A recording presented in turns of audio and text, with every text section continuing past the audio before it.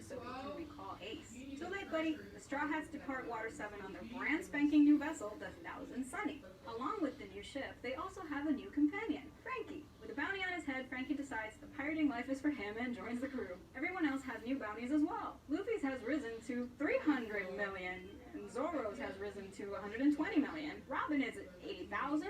So they're certified pirates. Meanwhile, Chopper, Usopp, Nami, and Sanji have gotten their first bounties. And Sanji's pissed that he doesn't look hotter on his bounty poster. The crew's next goal is Fishman Island, which has an underwater path to the New World. They go on a detour at the Florida Triangle, where they meet the talking skeleton musician, Brooke, the sole survivor of Laboon's crew. Remember Laboon? Luffy invites Brooke to join the crew. He refuses, stating that the warlord Gecko Moria has captured his shadow and he can't exist in sunlight without it. Thus, the crew heads to Moria's ship, Thriller Bark, to retrieve it. While there, they meet all sorts of zombie legends, like Oars, Captain John, and Ryuma. Zoro goes blade to blade with Ryuma, resulting in Zoro earning the deceased samurai's respect and his legendary blade, Shusu. The Straw Hats make it through Thriller Bark safely. As they're departing the island, Zoro meets the warlord of the sea, Bartholomew Kuma, who came to Thriller Bark as a messenger for the world government. He's there to spread word of the new warlord of the sea, Blackbeard, to Gecko Moria.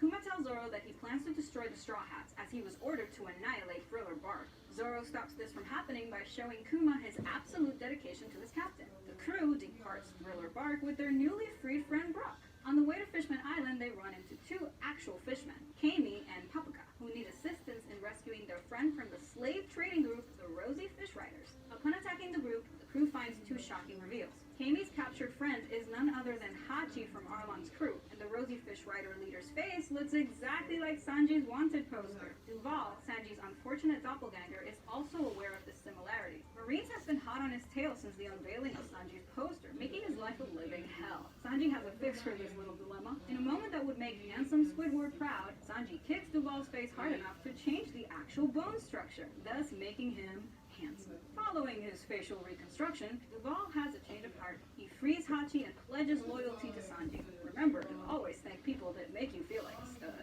The crew and their new pals head over to Sabaody Archipelago. By pure chance, 11 rookies with bounties worth over 100 million berries are also on the island. What are the odds? Luffy and friends explore Sabaudi's local theme park, Sabaody Park. Kami is kidnapped while waiting for a ride. She's taken to the auction house to be sold to the highest bidder. Young mermaids like her fetch a high price. The Straw Hats arrive with cash in hand, but they're outbid by Celestial Dragon, who wants the mermaid for his own pleasure.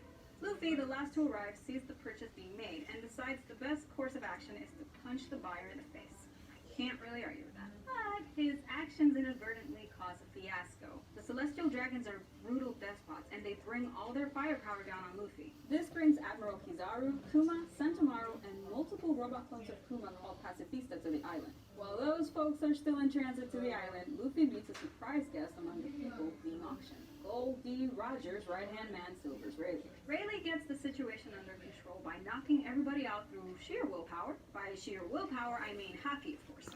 Yep, we've reached the stage in every shonen's life cycle where a whole nother level of power is unlocked. In this case, it's hockey, which is essentially the manifestation of the wielder's will. After leaving the auction house, Rayleigh tells the Straw Hats about his tenure as Roger's first mate.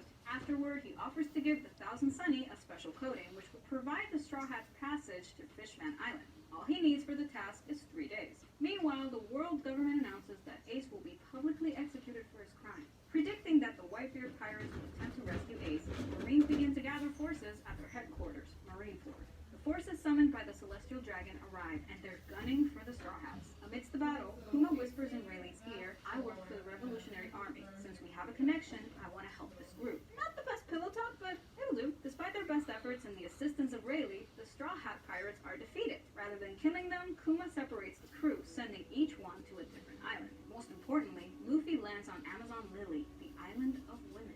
Initially, he's mistaken for a very flat-chested young woman with a mushroom-spreading illness. Of course, that mushroom is just his dick, but these gals have never met a man before, so you can blame him.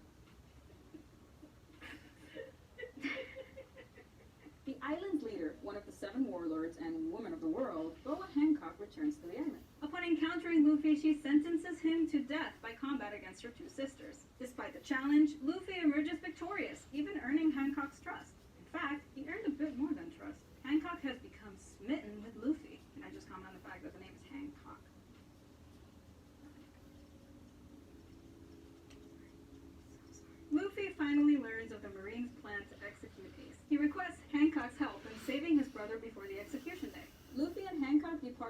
Marine prison Impel Down the next day. The pair arrives at Impel Down.